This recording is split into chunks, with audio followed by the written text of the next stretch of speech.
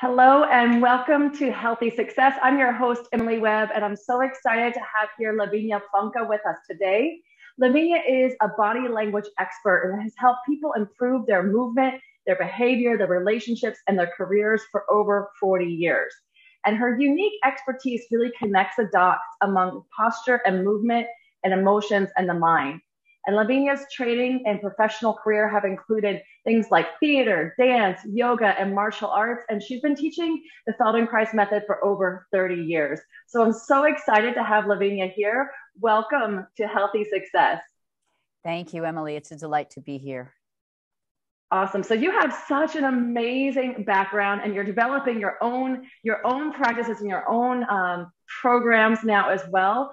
And I really want to dive in for you. How has this movement and this practice, specifically what you do, how has it affected your life and your emotions and your resilience and all these things? Well, it's almost like you can't separate movement from my life, because in what I like to call my first life, I was a professional mime artist. So that's all movement and no words, right? And it was a wonderful career and I enjoyed it a lot. And some people think of mimes as people who just, stand on the street frozen as statues. But true mime, the definition of mime is being able to tell a story without words. And so to tell a story without words, you have to have an understanding of how emotions are expressed through the body. So I had this, you could say a little bit of a mastery of how to act it, but I never understood why. Why was it that, this position was sadness, or this position was ecstasy, or this position was fear? I knew what it was. And sometimes I could even feel it when I was acting, but I didn't understand the physiology of it, the anatomy of it, the meaning of it. So I dove in. And alongside of that, I was dealing with, you could say traumatic childhood issues. I had a lot of chronic pain, which felt really ironic because I was this physical performer. And so I was constantly looking for solutions. I was going to all of these different practitioners to try to help the back pain that I had and a constant also immune disorders. And I was sitting in my chiropractor's office one day, and there was a magazine article about this guy, Moshe Feldenkrais. I'd never heard of him. I knew nothing about him. I'm reading this article, and he starts talking about how we develop anxiety patterns and habits that affect our emotions, but are expressed through our bodies. And I was like, oh my gosh, that's my life. That's what I do. So, this is back before the internet. I ran to the local bookstore, ordered all his books. And, eventually one thing after another, I could tell you a whole long story, but I became a Feldenkrais teacher. And I enjoyed it so much. And I had not intended to become a teacher. I actually just went and did the training because I thought I would feel better, which I did. But that started me on a whole course of trying to understand the relationship between movement, our emotions, the way we think. Feldenkrais was brilliant in that he said, you're always doing all of those things at once. You're moving, you're thinking, you're sensing, you're feeling. It's all happening at once, but we're not aware of them as we do it. We kind of move on autopilot most of the time. And we don't understand when we're developing these habitual patterns that eventually get in our way. So I dove into, neuroscience and all this other anatomy study, as well as starting to study martial arts, Indian dance. And I kind of started beginning to put pieces together. I looked into the history of body language. And there's a huge history. In ancient India, there was a tradition that still exists today of categorizing 9 basic emotions. And of course, in their Indian dance, and I'm sure you've seen Indian dance where they do all these expressions, those are based on those 9 basic emotions that they had. And then there was this guy in the 18th and 19th century in France who literally cataloged the entire body and how every single part of the body speaks. And as I was reading all of this stuff, I was connecting it with Moshe Feldenkrais's work. and starting to see how all these things interconnect and mesh with each other, including my spiritual practice, how I meditate, the movement that we do in our spiritual practice. And I started to see that there's a physiological, you could say, your hormonal process that responds to how you move. And, I started teaching by saying how you move is how you move through life. Because your movement reflects who you are in so many different ways. And, I was teaching over the years, and I would tell people, well, I'm teaching the Feldenkrais method. And people would go, no, you're teaching more than Feldenkrais. You're adding this, and you're doing this, and you're doing this. And finally, somebody actually invited me to develop the process that I've been doing. So it's about to be birthed, the Kinesic Process, which blends this whole search of all the different ways that our body exists, everything from the physical body to our alchemical selves. So I'm very excited about that. That's the short story. That is so exciting. I really, it's so needed in the world. And I love when we are bringing out, when people, amazing people like you are really creating something new in the world, and that is for this time that we are in now, because people are stressed and we are sitting at computers and driving, etc. And I love your background too, because I just still teach martial arts. I teach self-defense and street fighting, and as well as dance and yoga and these things. But when I was running my women's workshops, I would tell them, we have like the emotional, we have the physical, we have the spiritual, mental, we have all these aspects of ourselves. And especially when we're dealing with trauma and stress and ingrained patterns into our cellular biology, it can be really challenging to create something new. And in my experience, when we interject the movement and we change the posture, we change the movement, and we empower the body, then everything else can kind of start to unravel from there. And it's, to me, in my experience, it's been like the easiest place to unwind traumatic patterns or places of stress and things like this. Does that make sense to you? And is that what you've found? Yeah, I think there's a number of different ways that one can do it.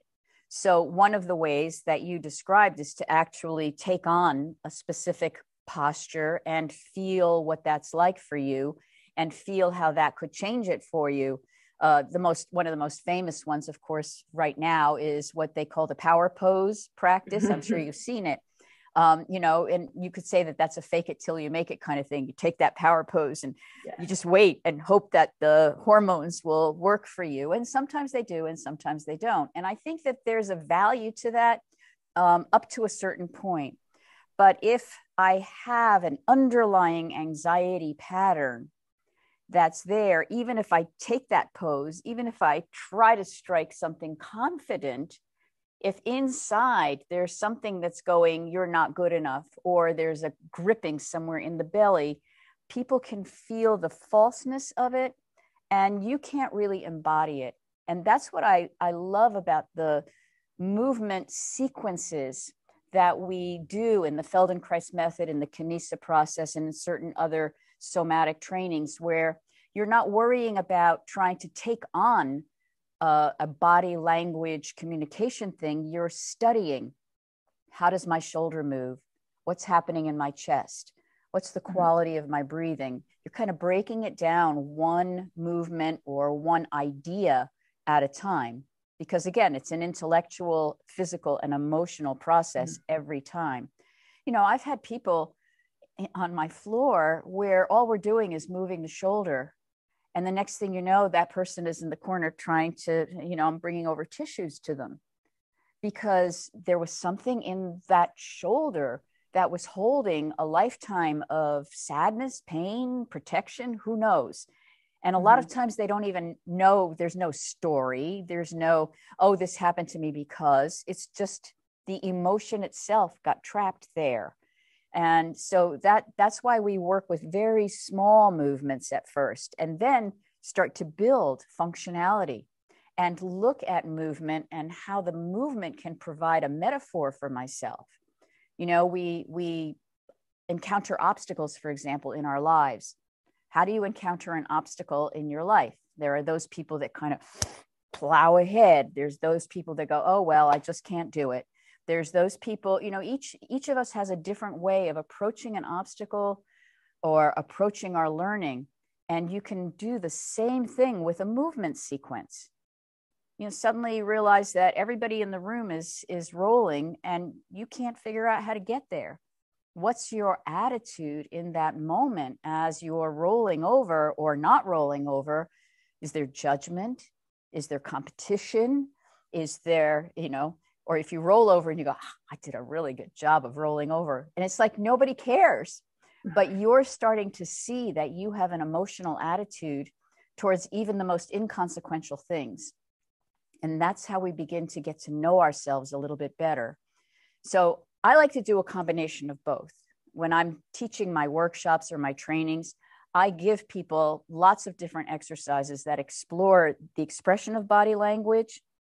And then I also do things that are very they have no charge to them. They're just physical movements. And then also I teach something called the emotional body, which is actually teaching people very carefully specific emotional patterns based on breath, facial expression, and posture. And so again, it's done in very small movements and it's combined with somatic exploration, but it's not designed to have you suddenly be happy or suddenly, eventually you could, but it actually takes a long time to practice. So I think I rambled there. Sorry. It's all as well. It's so fascinating because what I love about your work is that it's like we are a whole being. We are emotional, physical, spiritual, all these things, and your life's work is taking into account all of these aspects of self and really in a fine-tuned kind of way. And we're going to get to experience some of your work in a minute, but I want to talk a little bit more before we get moving. And so when we are sitting all day long, right? And especially many of us are in front of computers. Some of us are, especially now that maybe we're working, not working from home anymore. Maybe you're staying in commute traffic and things like this. And when we're sitting, how do you find that affects our energy and our posture and our overall well-being and as well as like our physicality, like our back, etc. So, because I've heard the phrase, I don't know if you've heard this, but sitting is the new smoking. Absolutely. I've heard it many times. Yeah. Yeah. So I think most people at this point are becoming aware of the fact that we sit too much, but it's such a powerful habit and it's so much a part of our culture. I mean, everything we do involves sitting by the television, sitting by the computer, sitting in your car. It's like you can't escape from sitting. And people, of course, have gotten standing desks and then they experience fatigue because standing on your feet is also incredibly exhausting, right? We were designed to move. We weren't designed to stand still. Think of the design of the human being, right? We're these tall creatures balanced on these two little tiny points very far away. Well, for most people, very far away. I'm not very tall. And so there's a constant dance between stability and instability. And we used to move all the time. People had to move, whether they were working in the garden or raising their children. And as we became more sedentary, we have affected our emotions as well as our physical well-being. So physiologically, it's actually kind of terrifying when you think about it. But when you sit, your spine starts to get compressed so that, we have these vertebrae, down our backs. And because the spine is designed to absorb shock as we're moving, and we're moving in all these different directions, when we sit, there's not that ability to absorb. And so things just start compressing down. And then you get up and you step and you've got back pain. So that's one thing that happens. The other thing that happens is, again, we have these curves in our spine that are designed to help us move in that way. But again, they're designed for movement. And when you stay still for a long time, they start to want to find relief. And different people look for relief in lots of different ways. Most of the time, people try to find relief by rounding their back a little bit, right? Or shifting to one side. Mm-hmm. And, so we're trying to get mobility into the spine, but then very quickly we're pulled in. The other thing that happens, of course, when you're at your computer or in your car is that your head gets pulled forward, right? And if the head gets pulled forward, the head weighs like 15 pounds. And it's designed to sit on top of your shoulder girdle, and your anti-gravity muscles are designed to support you there. When your head goes forward like this, you're fighting gravity. And your neck muscles are no longer doing the job. Your trapezius muscle is trying to hold you up so that you don't go crashing down, which is why we feel so much fatigue. But to me, the most pernicious part of it is that because of the choices that we're making to try to get more comfortable, we're impacting our emotional life as well. Because if you sat right now, right, I'm just going to back up a little bit so you have more of yourself. But if you sat right now and rounded your back and slumped your shoulders, right, you feel how your head doesn't want to stay up very much anymore. So with that, you could be forcing it while you're typing, right? But there's a fatigue that starts to happen and the head would drop. You hang here long enough, first you might get contemplative, then you might start thinking about how lousy your life is, and then you might start actually feeling pretty sorry for yourself just because you've taken that posture. You can look at it from a physiological perspective that when you round everything down, you're actually constricting your ability to breathe. And by constricting your ability to breathe, you're sending a message to the nervous system that things are not going well, right? They've actually correlated this posture to heart disease. Now, that's really interesting, isn't it? That it actually affects the functioning, the good functioning of your heart. And then in the emotional body process that I work with, this is the physical posture of sadness. All I have to do is change my face and my breath, and I'm totally sad. So when I habitually am like that, I'm sending a message to my nervous system that I am feeling sad. And then that impacts you even when you get up. Plus, of course, you're feeling stiff. So that's the physiology and the emotional part of it. Yeah. And the opposite is kind of interesting, because when I think of myself opening up, I can open up. Now, of course, you can go too far in any direction as well, and we could talk about that. But I think that for the purposes of today, we just want to find, we're not going to suddenly stop sitting in 21st century, Western world. It's going to be a transition process as we start to move away. I'm hoping that technology changes so that, like in those sci-fi things, people can just have a computer in front of them wherever they go. And so we don't have to be locked in front of these devices. But until that happens, we need some tools in order to be more comfortable when we're sitting. The other thing is that it's very hard. People set alarms for themselves. And then they just shut the alarm off because they're too busy working. It's hard to get yourself off the chair. But maybe it's possible, if you catch yourself feeling uncomfortable, to just do a few movements that could bring you back to that relationship to your spine. And that's what I wanted to offer to everybody today, is exploring that a little bit, if that's something that you think would be interesting. I can't wait. Yes, because we we need to be able to. I do also tell people, please set your timer.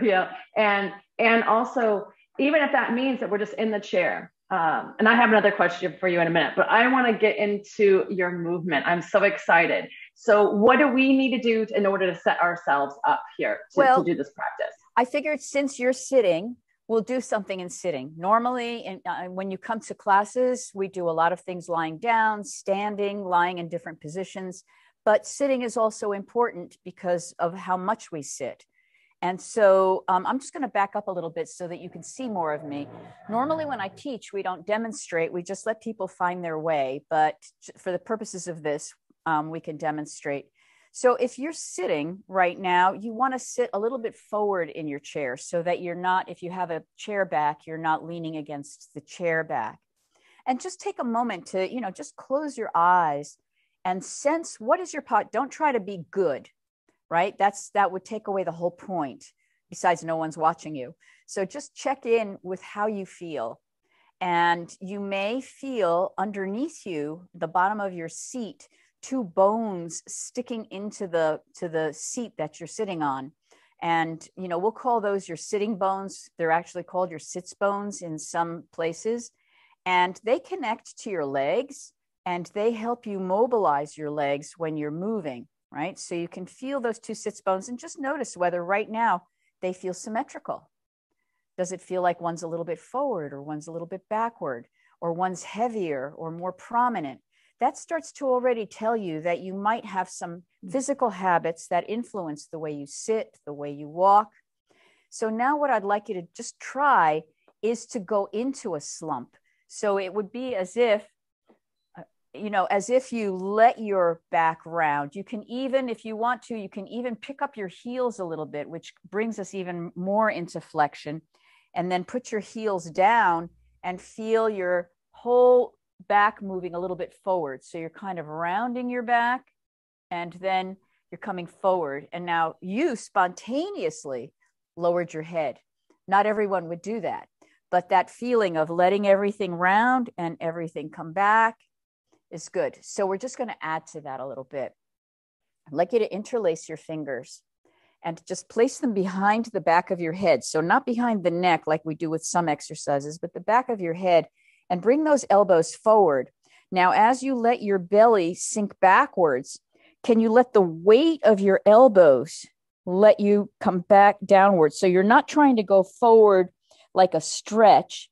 Instead, you're just letting your elbows, as if you were wanting to contemplate your navel, and you let the weight of your elbows just hang down, and on an exhale, and then take a breath in, and on the exhale, bring your elbows up towards the ceiling, but keep them together, and you'll feel a lengthening in your rib cage up here, and then you can fold back down, and now we're going to add an element. You're going to let your belly sink in as you go down. And then as you come up, push your belly forward. Literally let your stomach stick out. This is a very interesting thing that we want to keep that relationship between our flexors and extensors. This is kind of a way of strengthening your core while you just feel like you're making yourself feel a little bit better. And then one more time, just come back up. And then just let your arms go for a moment and just sit for a moment and just feel how you are. Notice your breathing. Notice the weight under your sit bones. So when we do this kind of work, this somatic work, we always come back to check in how I'm sensing, how I'm feeling, where my thoughts go, so that I can begin to actually connect my state with my physical state. So now we're going to change it in another way. I'd like you to, do you ever see the movie Home Alone? So years ago. So remember the picture where he's going.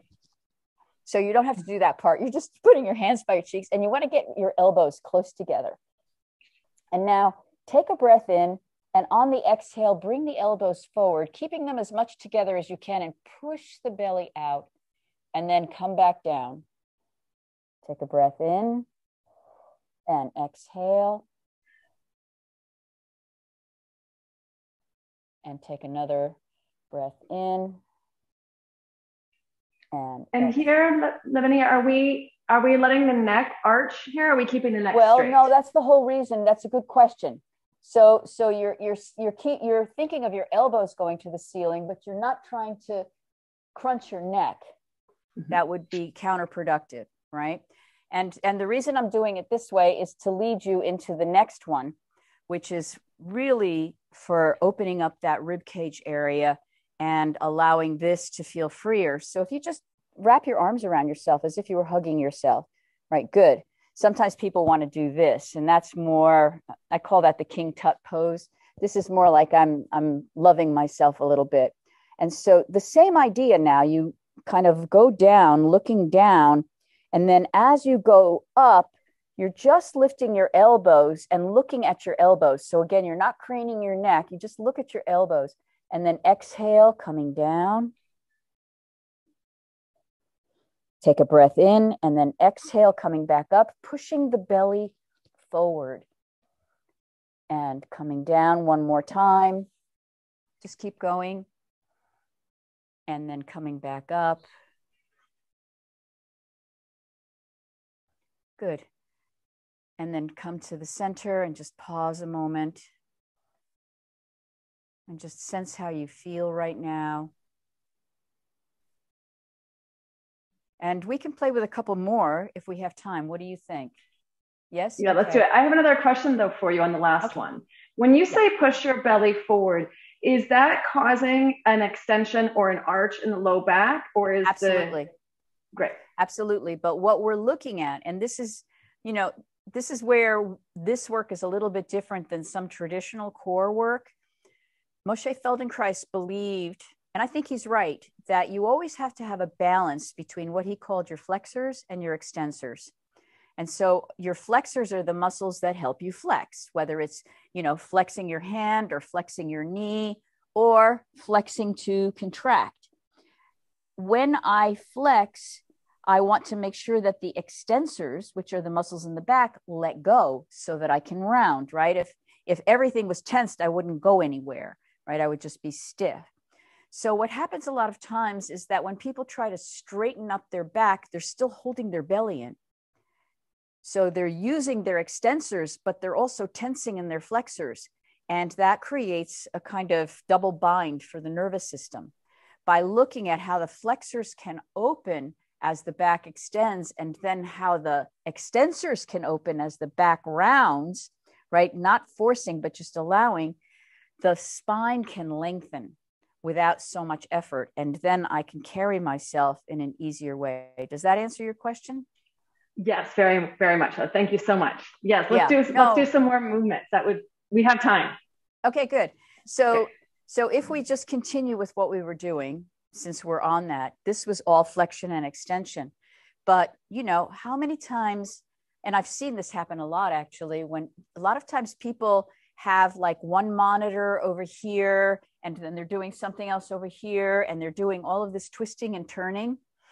And one of the other, this is not an emotional thing, but it's a physiological thing. A lot of people, because they sit a lot, tend to turn from the waist.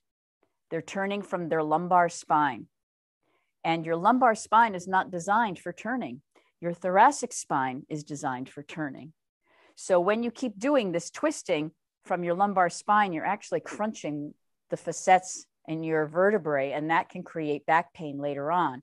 This is something huge for a lot of people, if they could remember that they want to turn from here. So if you go back to your hug for a minute, and holding on to one hand, it doesn't matter which one, but one hand is holding and then the other hand is holding. And so as you kind of help your ribs turn a little bit and let your head go with you, but see if as you're doing it, and then turn the other way slowly, right? See if you can think about the middle of your back instead of, and one way to think about that is that you just,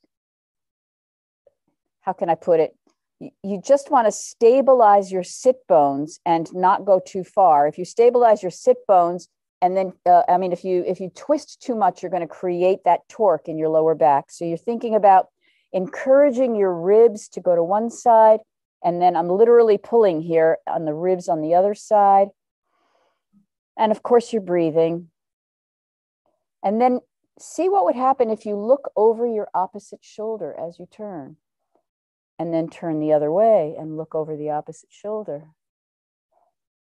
And imagine that the two shoulder blades are moving away from each other, creating a space in between your two shoulder blades and your upper back. Good. And then let your head go with you again and just feel the quality of the turning and the quality of the turning. And then bring your hands back down and notice your breathing. So what's interesting to me about that movement, in both directions, is that it employs a strategy that we use a lot in our learning of constraint, right? What you're doing when you cross your arms is you're stopping the breathing action in the front of you, and that brings the breath to the back. A lot of people don't realize that there's more space for your lungs in the back than there is in the front. And we're tense in the back, and so we breathe only in the front. And so this allows your system to start expanding the back of yourself a little bit. And by constraining this, and the body starts to find new strategies for moving, when you let go, it goes, it's nice to take a full breath. So again, each thing that you're doing, if you do it with attention and with care, you start to realize that there's many levels to these small, seemingly simple movements. But because you're adding attention to it and care, you're doing something more for yourself. So I'm just curious, after you did the turning with your head going opposite and then did it again, did the turning change for you? The turning change. So we're here. There you go. So here versus here. Right. It's not a versus anymore, but it was just once you did that again, it's the difference. By creating a different pattern, right, and making the movement a little smaller, then when you go back to the original, what does it feel like for you? The original feels definitely more open, like I have more space with the head going with the shoulders. Right. But I have a really lovely stretch in this one, but it's constricted for sure. Like there's a lot less. It's definitely asking you to do less, right? Mm-hmm. So again, we're lubricating those vertebrae to get them to be a little bit softer and easier. So we could try one more short sequence, just one other thing that happens. Yes, and absolutely. That's got to do a little bit with how we use our ribs side to side. So just for fun, if you could just take your right hand and just begin sliding it down the right side of your leg, as if you were caressing the right side of your leg, and then come back up and feel that, and just feel how it goes down and up. And then could you go on the inside of your leg, but as you do it, turn your head to look up at the ceiling. So you start to see that we're combining bending and twisting, and go down and up. And then take that same hand and go over to your other leg and go down and up. I like doing this because it also reminds me when I'm sitting that I have legs, and go down and up. And then even further, take your hand and take it to the outside of your left leg and do whatever feels right for you, right? Because this could be a little twist. It could be just going straight down, but feel your ribs as you're doing it.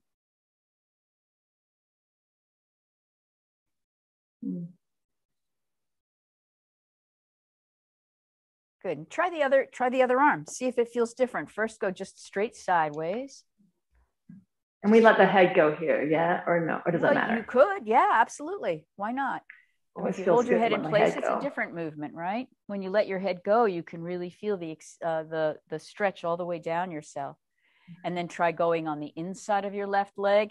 Maybe you look down, maybe you look up. The thing is that it's an endless exploration, right? There's all these different ways of moving oneself. And are you breathing? And what are you feeling in your sits bones? And what's happening underneath your feet and your shoulders? We could do a whole other lesson on the shoulders because that's where people really carry a lot of tension, right? And then taking it over to your right leg, to your right leg.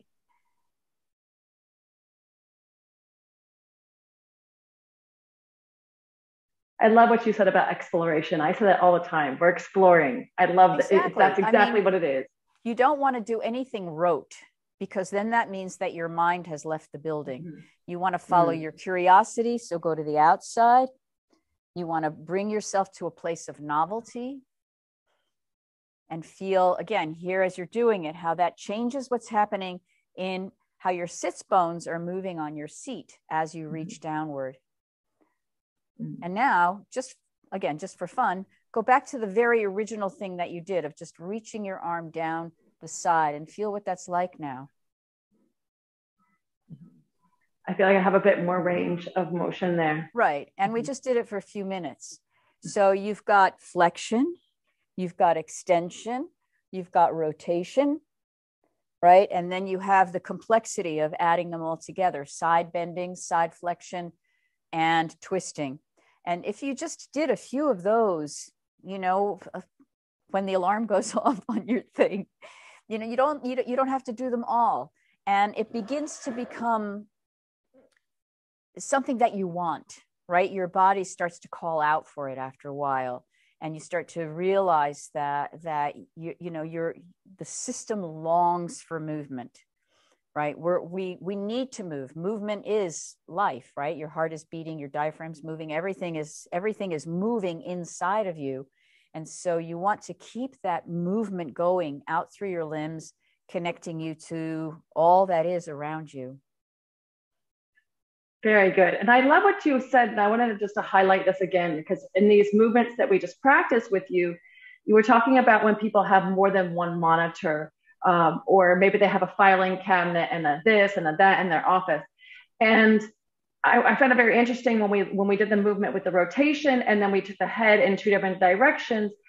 If I'm here and I'm reaching and I'm still looking, like say at my computer here, and I'm reaching over here, that is the twist with the head in the other direction, right? It's not the head going with, it's the head staying. I'm just curious if people is there something in there where we can move in a more conscious manner that is more healthy for the body? Or are we saying that we have access to both of these movements and we can use them both? I'm just curious, because we have habitual patterns, right? We all have habitual movement patterns. That's the way the body works and the brain works.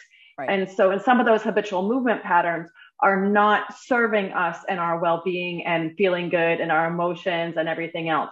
So I was just curious about that twisting piece, since so many people do have back issues, especially low back issues, from sitting, but also from, as you were talking about earlier, the low back is made to be stable, does not rotate very much. Mm-hmm. So how can we be healthier in that particular twisting movement? So again, it's not what we do, but how we do it, right? Mm-hmm. Because the idea is that you should be able to do whatever you want. If I want to be looking over there and reaching for something there, I should be able to do that, right? But when I have a repetitive movement and a habitual way of doing it without attention, I will start using myself. The nervous system does the best it can.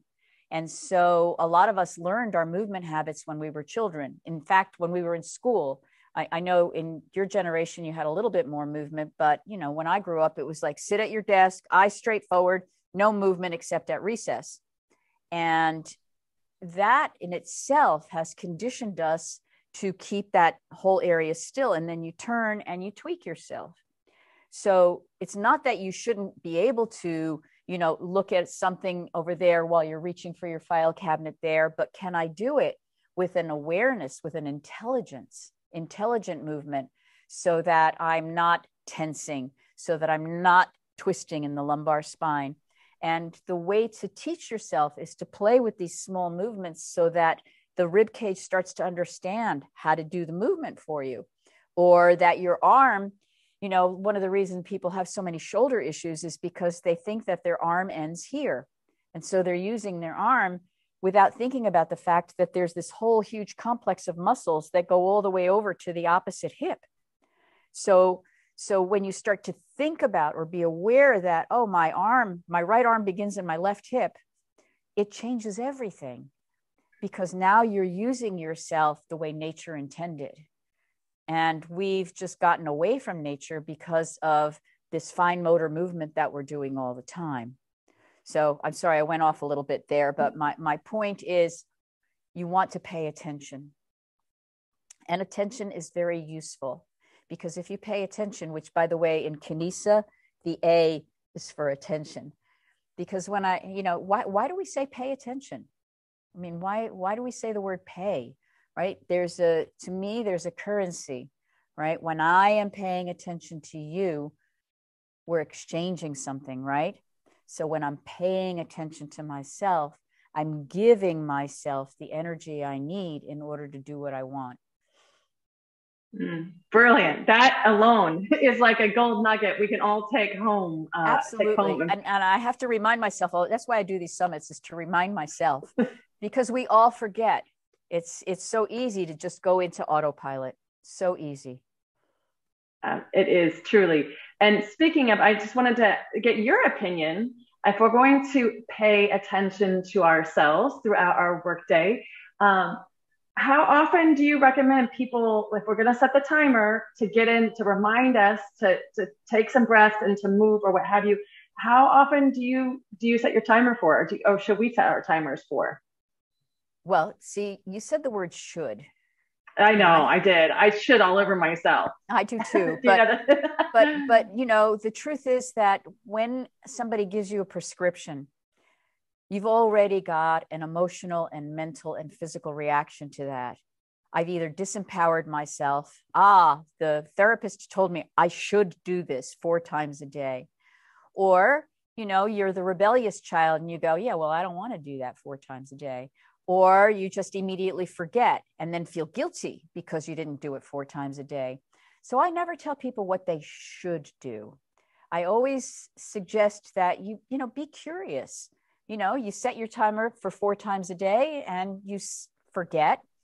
What's your attitude about that? It's like, oh, well, maybe I should only do it twice a day. Or maybe you go, well, maybe I'll try 4 times tomorrow, but I won't judge myself. And you play with it. In other words, we want to be responsible adults with ourselves as well. And when I tell people they should do something, I feel like I'm taking away their agency. So by the time you're a grown up, you have agency to take care of yourself.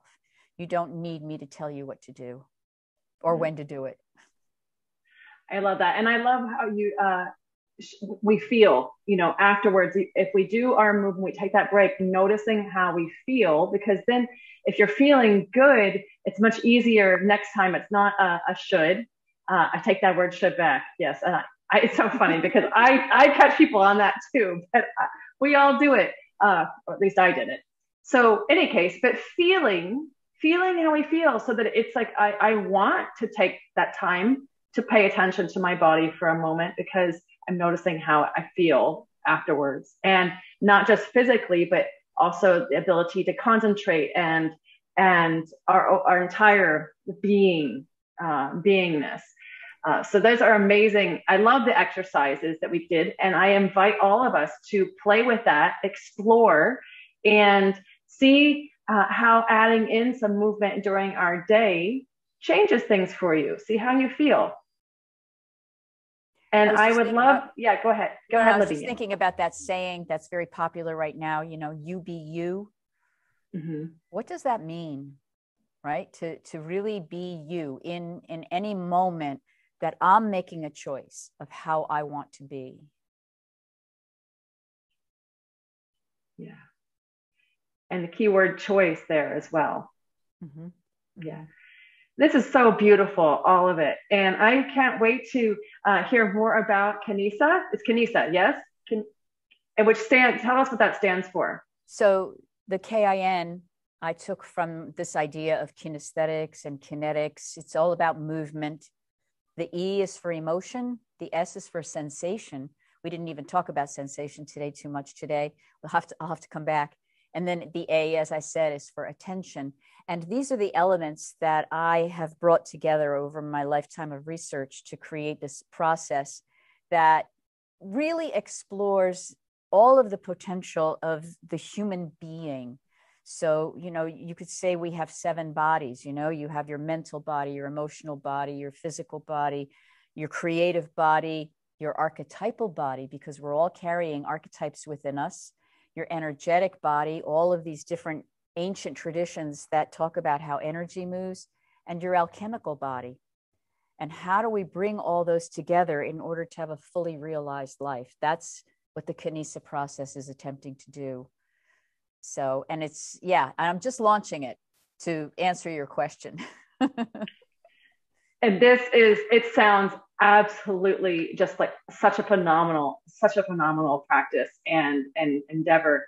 So thank you for birthing that into our world. And I would like to invite our listeners if they want to stay in touch with you, to go ahead and download your free gift, because also we get to find out what's happening in the world and when Kinesic is launching. And tell us a little bit about the free gift you have for us. So I'm offering, it's a short-ish, because some of our lessons can be very long, meditation, lying on your side, exploring the relationship between how your hips move and how your shoulders move. So when we were sitting before, you were moving the top part of yourself, but the bottom part of yourself was pretty much still. So in this little movement lesson, you're going to be exploring how these two relate to each other, which is what we do when we're walking, right? When you're walking, your shoulders are moving one way, your hips are moving, but we're doing it lying down. It's very relaxing. And it's an opportunity to, again, find more fluidity in your spine and release any tension in your shoulders and in your hip area. And who does not have tension there? So hopefully you'll enjoy it and want more. Absolutely. So go ahead, click the download button and get this amazing practice.